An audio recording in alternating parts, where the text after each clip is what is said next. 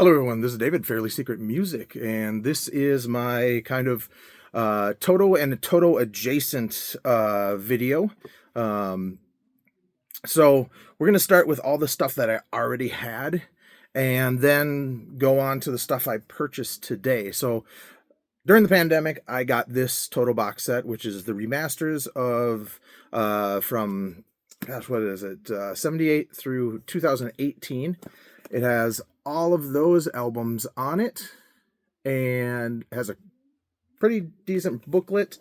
I don't know if any of these albums had, well, actually the booklet's kind of poorly done. It just kind of has all the who plays what on each album. There's no liner notes or anything about the history of the band, but let's face it, I could just look up that online. But I got this during the pandemic, dove into that a bit, and then proceeded to get a few other things. And also during the pandemic, my buddy Ryan gave me a bunch of stuff. So we're going to just kind of go through all of that and then go to the stuff that I purchased today. So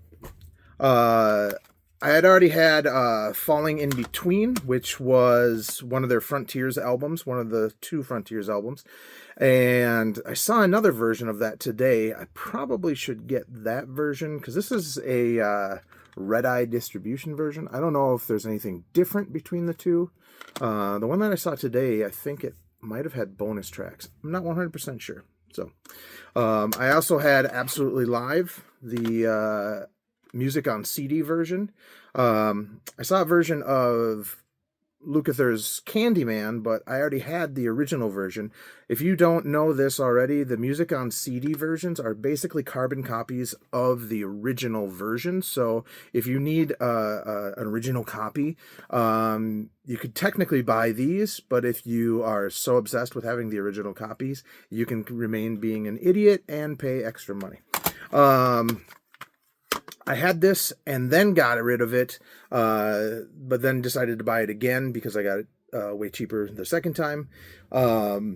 This only has like 4 new songs on it. It's a best of, obviously.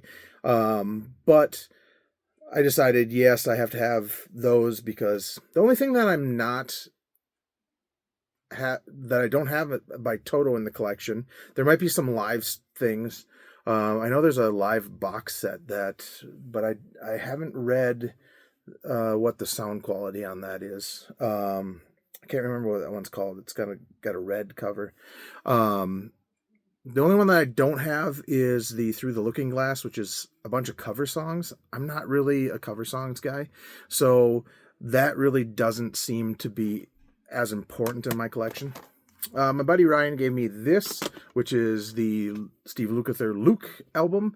This is a Japanese version. The cool thing with Japanese versions is if they didn't have the lyrics originally, you'll get lyrics on majority of Japanese reissues. This was the album that made me kind of go, oh, shoot, I should probably go back and get all those Lukather and Williams and Toto stuff that I saw used about 2 weeks ago because of the very first song on here, which is called Hero with a Thousand Eyes. He also does a cover version of Freedom by Jimi Hendrix, which that album is amazing, or that song is amazing, and I love it, and he does a really good version of it. So it's one of those rare times where a cover version is okay for me.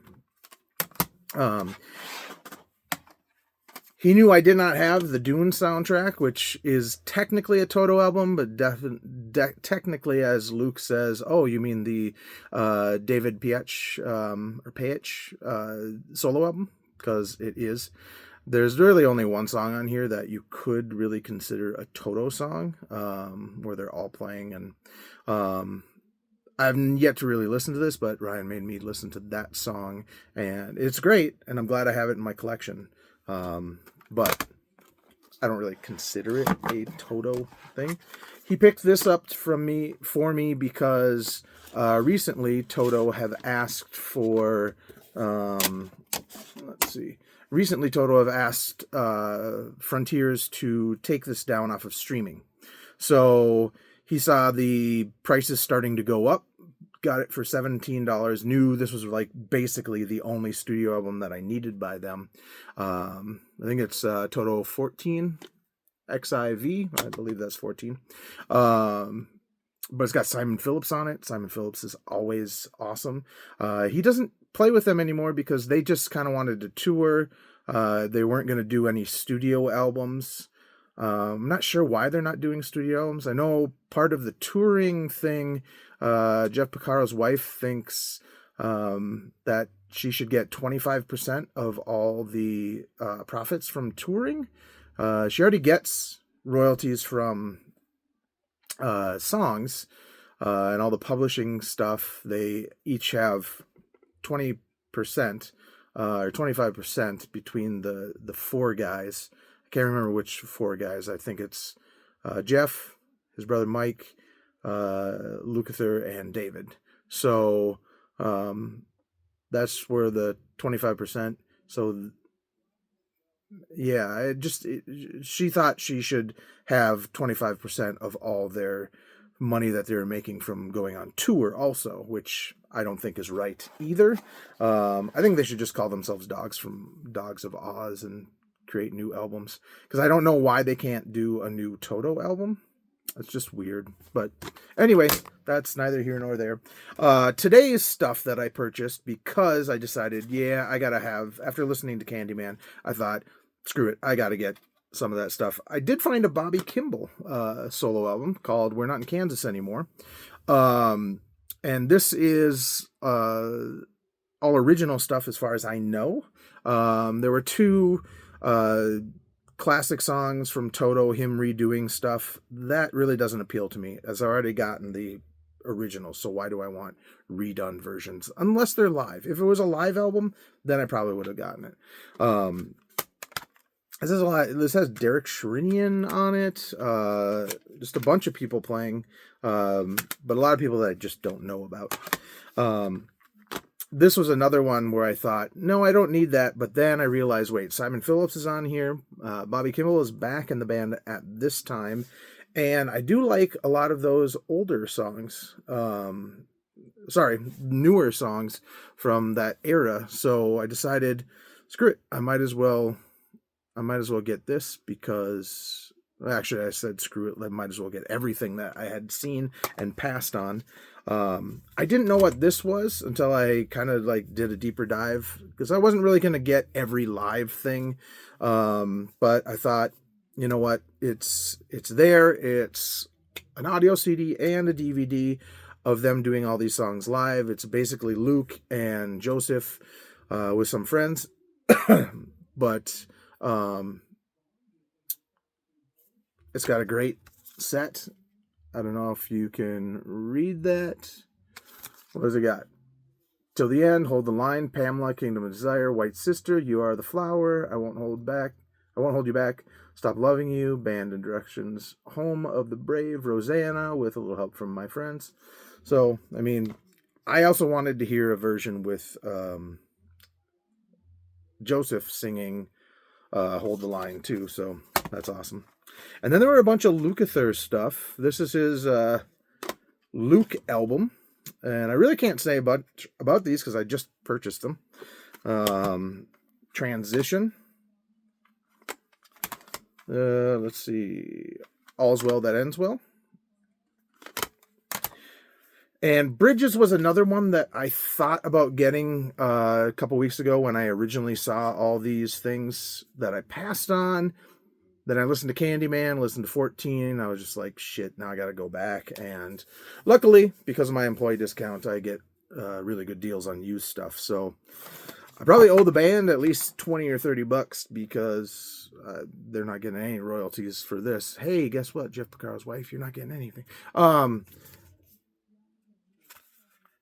So that was one of the ones that I kind of regretted passing on anyway.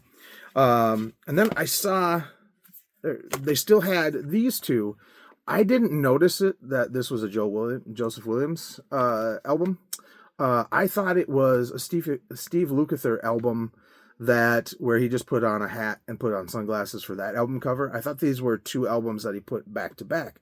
Turns out they put these 2 albums out, and then David put the Forgotten Toys album out. I really wish these 2 albums and this album all had similar covers. I really wish David had done a cover that kind of matched up with this. Although he does use a bunch of people that are a little different than these 2 albums. I think these 2 albums, they have very similar lineups. So Joseph Williams, David, Ringo Starr, Greg Bissonette, Jeff Bobko, John Pierce, and Jorgen Carlson. And then that was Steve's. Then Joseph's has Lukather, Piach, Simon Phillips, Leland Sklar, Nathan East, Mike Landau, Lenny Castro, Jeff Bobko, and Jay Gruska, and many others. So, but I love the fact that these look like they're like twin albums. So what my buddy Ryan did is took all 3 of these albums, chose the best songs, and gave me his disc and said, this is what a new Toto album would sound like if we chose these best songs. So what I'm going to do is I'm going to listen to all 3 of these albums, because it's been a while since I listened to that CD. I'm going to listen to these 3 albums, and then I'm going to choose my songs and figure out find out how many songs he chose, and then choose that same number and see how close to matching our quote-unquote Toto album sounds like, or the track listing. He said, well, you're not going to do the same sequencing. And I was like, well, yeah, probably not. But, oh well. So here are some other things that I picked up. I had already filed this. So these are things that I also found at the record stores today or got in the mail today. I found this. It was like $1.95 scuff. The scuff is actually not too bad. And I thought, well, if somebody down the line needs a Voodoo Highway, then I'll have an extra copy that I can sell them or give them or whatever. Not a big deal. So, let's see right here. These 3 came in the mail today. This is Camelot. They're a power metal band. This album called Haven. This is after their most prominent singer has already left. His name was Roy Khan. This guy is Tommy Karevic. But I got these through Rare Waves. Rare Waves is a great place to order stuff. The only problem is if you order like 5 or 10 albums, they'll come in multiple packages, but they'll only send you 1 tracking number. So you have to message them and say, hey, here's my order. I see that everything has gotten shipped out or whatever. Can you give me all the tracking numbers associated with this order? Otherwise, you won't know. North Tail. What's this album called? Eternal Flame. This is another power metal band, but this was like $5, so I thought, shit, I'll just give it a shot. And last but not least, with the power metal, Gamma Ray, called Heading for the East. This is an old concert that they did, I want to say in the 90s. What year was this? It was exquisitely mastered in 2015.